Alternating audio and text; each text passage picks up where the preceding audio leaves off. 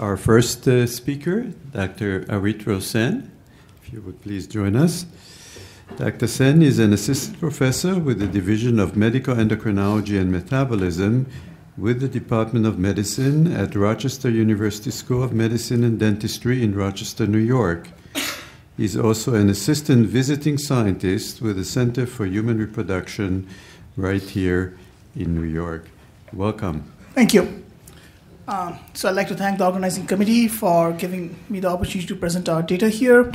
I know it's a clinical forum. I've been given the charge to do the slow transition. So what I'm going to do is I'm going to prepare you for what's coming next. I'm going to show you some data that our lab has done in animal model, looking into androgen actions on ovarian function, and I have nothing to disclose. So whenever we talk about androgens, the thing that comes to our mind is that it's a male hormone. And other than androgens being considered as a precursor for steroidogenesis or estrogen pathway, a few years back, little was known about what androgens were doing directly to follicular development or ovarian physiology. In fact, androgens were considered primarily to be detrimental for women's health and often associated with,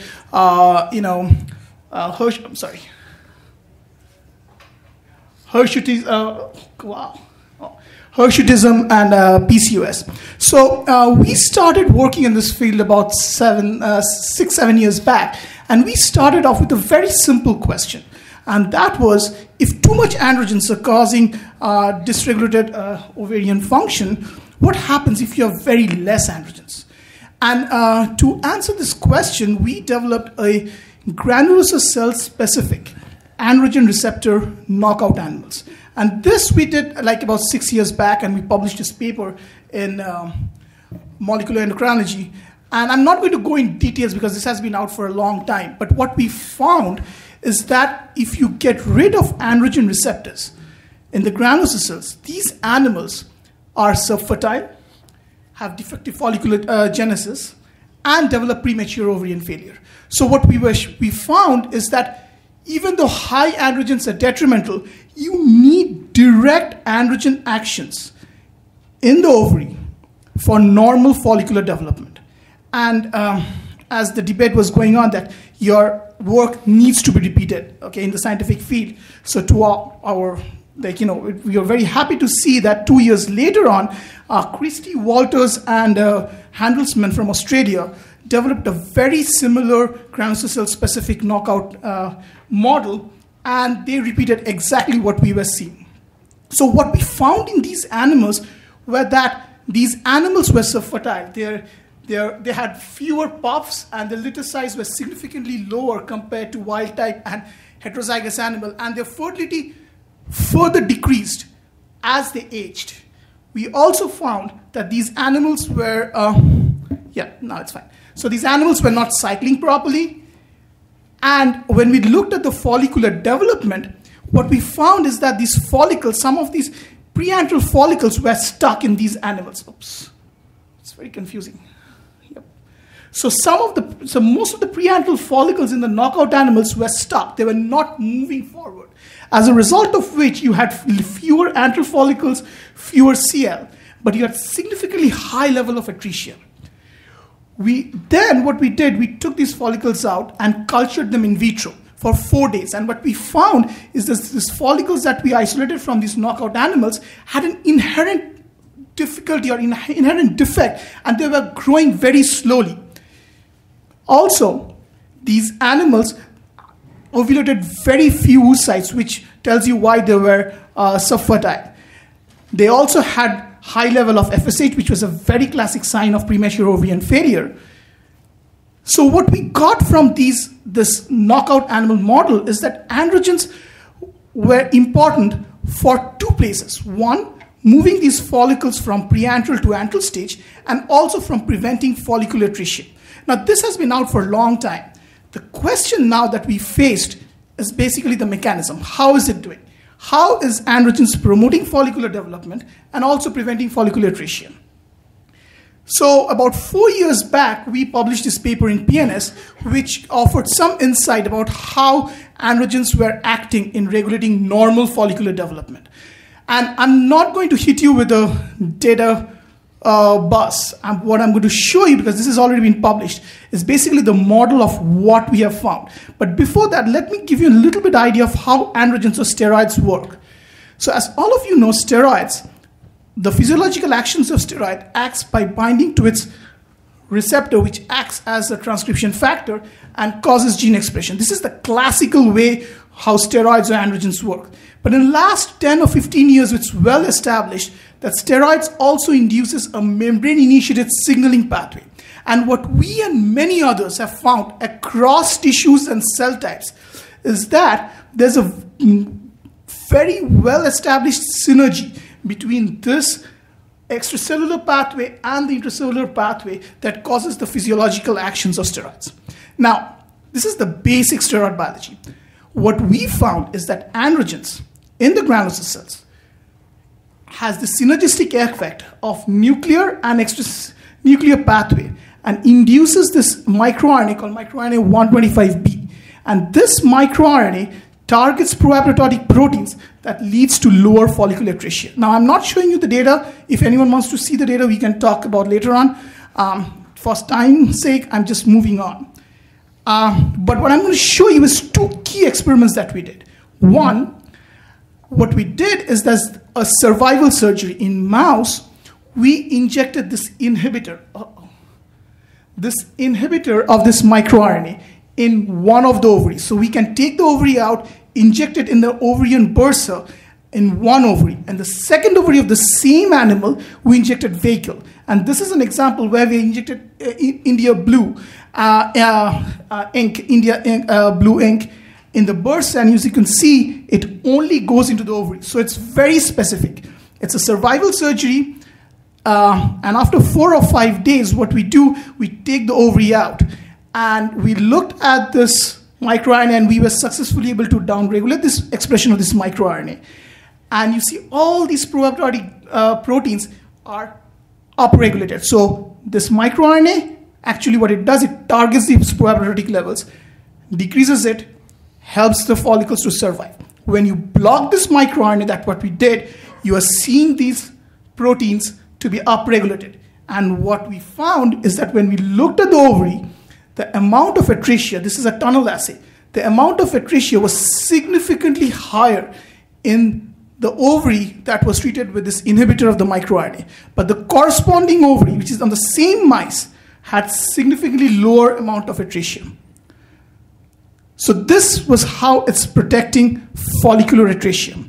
Now what happens? How does it protect follicular growth? But before I go to that, what we did, once we have found this, these are normal animals. We went back to our knockout animals. And what we found is that indeed in our knockout animals, where we did not have any androgen signaling, this microRNA was lower, the same proteins were upregulated and had significantly higher rate of atresia.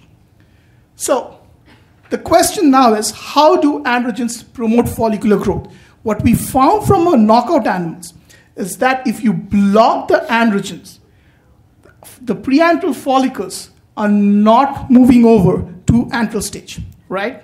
So the idea is, in normal mouse, what happens if you give androgens? Then more preantral follicles should move over to antral stage, and you should see more antral follicles, right?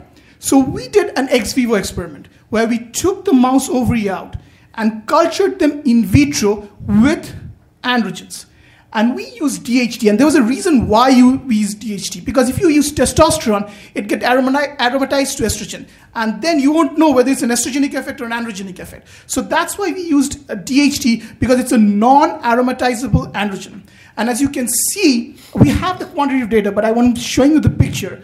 And as you can see, with DHT treatment, you have much more antral follicles compared to the control, which had a higher number of preantral follicles. Next, what we did, we found that androgens are promoting FSH-induced growth. We took the follicles out, exactly what I showed you previously, and grew them for 4 days. in presence of FSH. Now, FSH alone caused the follicles to move forward, but in presence of DHT, about 25 nanomolar, the advancement was much faster. So what androgen is doing is it's promoting FSH-induced follicular growth. Now, the question is, how is it doing it? And what we found, and this was surprising, is that androgen induces FSH receptor protein level, but it does not have any effect on the mRNA level. So this is a pure translation, non-genomic transcription independent effect. How is it doing? We don't know yet. We are still working on it. But what androgens are doing is basically it's inducing the translation of FSH receptors in the granulosa cells. So this told us that maybe what androgens are doing is basically it's ultimately causing those follicles to be more sensitive to FSH. And that was the case. We did a antral follicle count in an ex vivo experiment where we took the ovaries out and treated them with different concentration of FSH in presence or absence of DHT. And as you can see, DHT is increasing, the androgens are increasing the sensitivity of the follicles to FSH actions. And how it's doing? By increasing FSH receptors. So, in summary, what I've showed you so far are two mechanisms. One, where androgens, through the increase of this microRNA, are regulating or decreasing follicular atresia. And the second one, through increasing FSH receptor protein levels, are controlling the preantral to antral follicle growth. So at this point, we were stuck. Because, before that, in the last couple of years, there's been a lot of studies showing in the clinical data that's was coming out, and Dr. Glacier will talk about this more later on, that if patients are given pre-treated with androgens, there's more oocyte yield and it helps in the IVF procedure. So we wanted to replicate this in an animal model and see if this was occurring or not. So we did exactly what some of you guys do in the clinic. We treated these animals with DHT for 3 days and then superovulated these animals and collected the oocytes. And as you can see, about 0.25 nanomolar of DHT significantly increased the number of oocytes that was retrieved irrespective of the age. But if you give higher amount of DHT, there was a trend that the number of follicles were decreasing. So from this, we concluded one thing, that maybe balance is the key. If you have too much androgens, it's causing things like PCOS. But if you have too less androgens, it might also cause defects in your follicular development, maybe leading to premature ovarian failure or diminished ovarian reserve. So what we found is that balance with androgens is the key. Now, at this stage, we were stuck because the problem here is that androgens are mainly considered as, androgen receptors are mainly considered as transcription factors and is acting through genes, right? But most people who are working in the field, if you see, in the ovary, there are very few androgen-specific genes. There have been a lot of work that has been done with microarray studies and RNA-seq studies in PCOS patients, in animal models and all. And all the genes that have been found that have been regulated by androgens, none of them are direct targets of androgens. That means none of them have ARE, androgen receptor binding elements on their 5' end. Very few. So what's happening? So we proposed a simple hypothesis that instead of regulating genes that's containing AREs, androgens might be having a global effect on gene expression. And it's a very limiting factor in this field if you're studying the mechanism of androgens and the follicles, because you don't have any downstream genes that are directly regulated by androgens. So we had this idea that it might be globally affecting. Now, gene regulation can be regulated at different levels, and one of it is basically the accessibility of transcription factors and controlling elements to the 5' end. Okay? And accessibility is broadly regulated by chromatin compaction. And one of the major proteins of chromatin compaction is called polycomb binding proteins. And one of them is EZH2.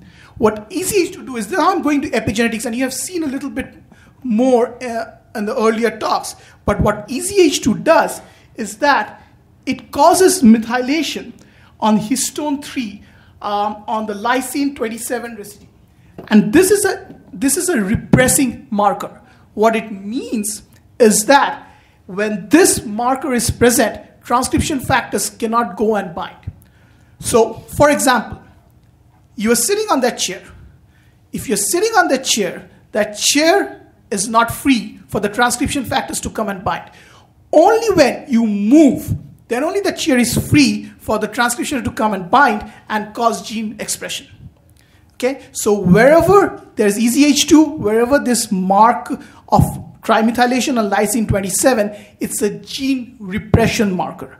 So you have to get rid of EZH2 in order to get rid of this mark. Open up the chromatin and let the transcription factors bind, causing gene expression.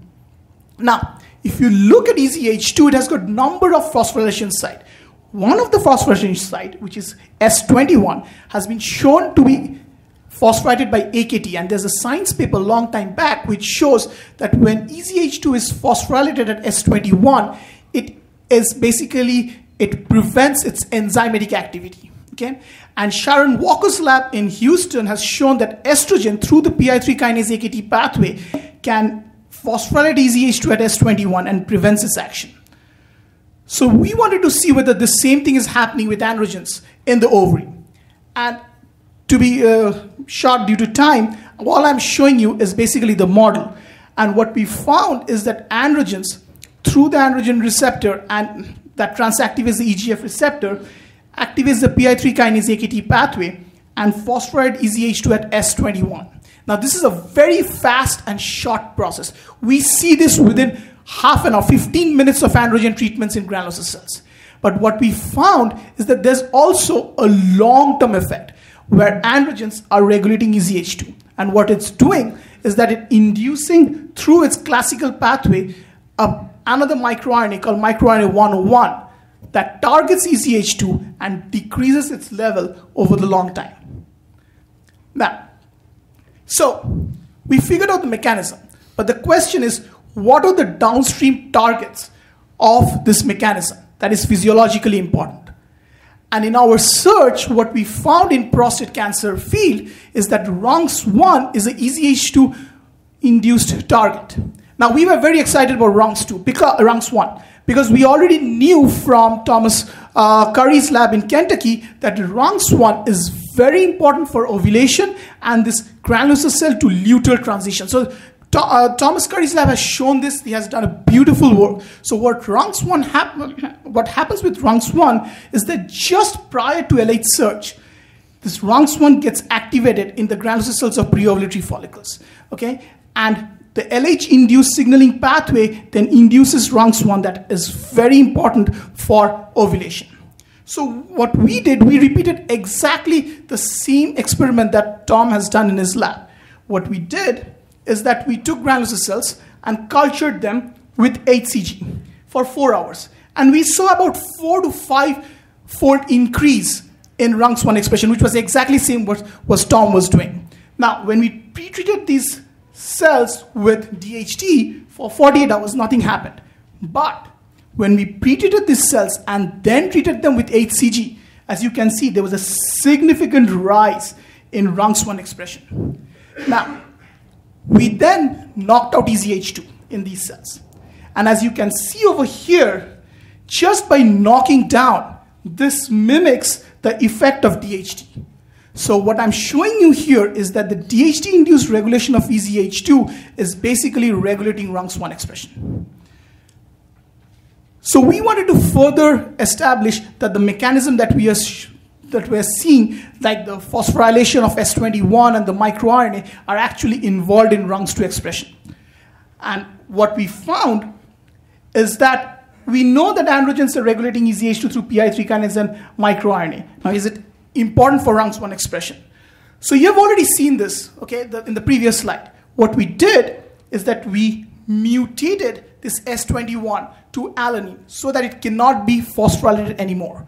And then we took this mutated form and overexpressed them in the EZH2 knockdown cells. So we have already knocked down the endogenous EZH2 and overexpressed this mutant in these cells so that the S21 cannot be phosphorylated. And as you can see over here, when we mutate the S21, you lose the positive effect of DHT priming on RUNX1 expression.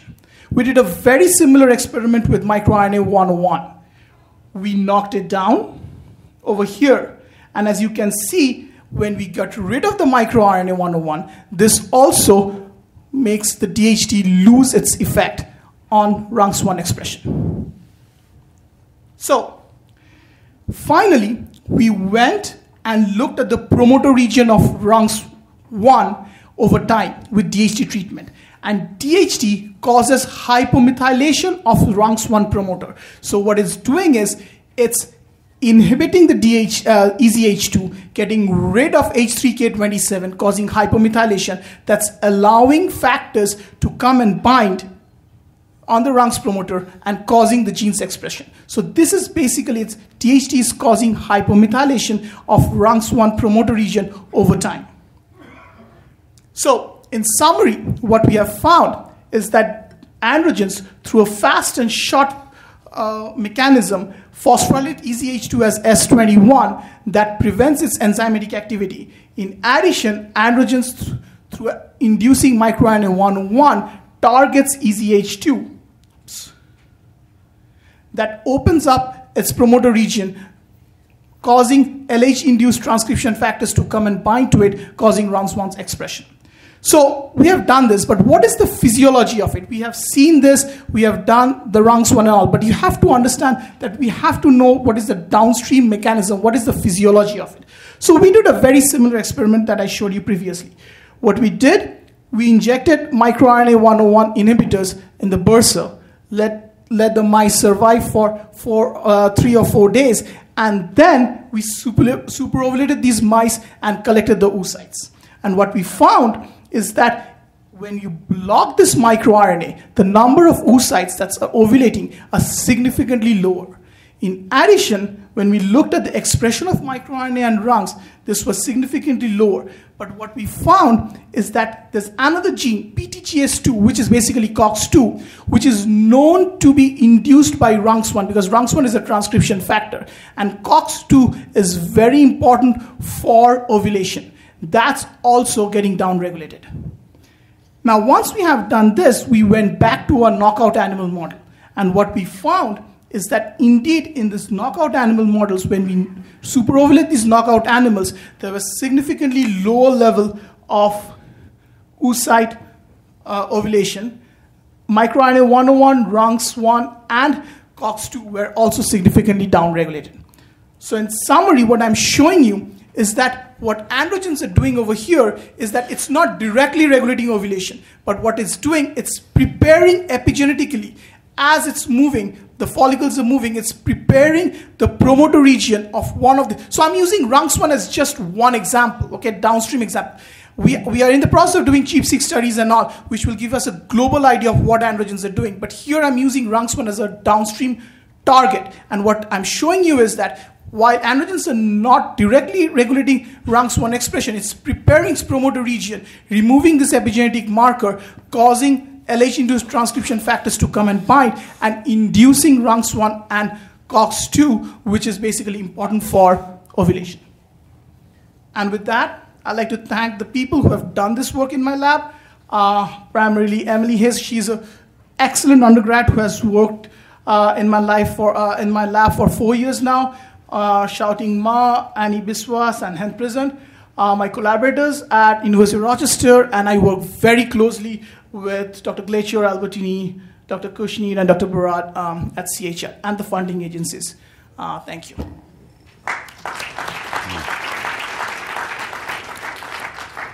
Thank you very much. We have 2 or 3 minutes for questions from the audience. Any? I have a question. Please. Yeah.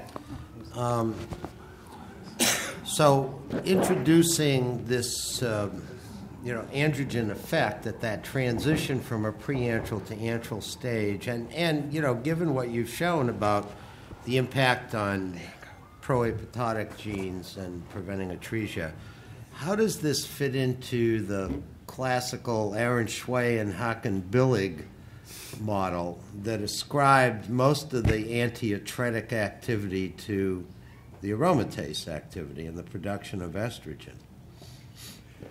So it's all balance is the key. If you have too much androgens, that's what's happening. But what we are saying is that you need androgens, but everything is in moderation. You need very less amount of androgens to work a normal thing. So what I'm showing you is nothing wrong. What I'm showing you is basically if you have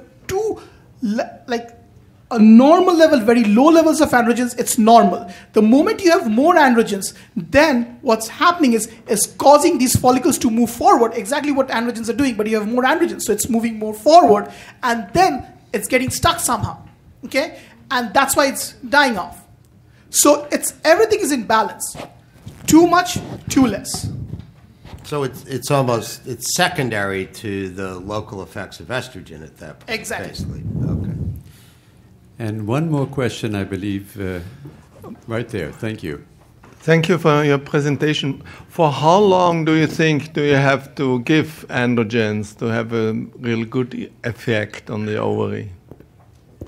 So in the mouse, what we have seen is if we give DHT injections for 3 days, 1 injection for 3 days, and then we superovulate, then we can get a higher amount of oocytes. Now, I'm using DHT, which is much more potent than DHEA or testosterone. But I think Dr. Gletscher will show some of our data from the mouse where we have also done DHEA stuff. But it's all about how potent it is. That's why. So we have given DHT 3 days. It does pretty much. We see a difference in the number of oocytes being retrieved. Very good. Well, thank you you. very much, Dr. Sen, and thank all of you for participating.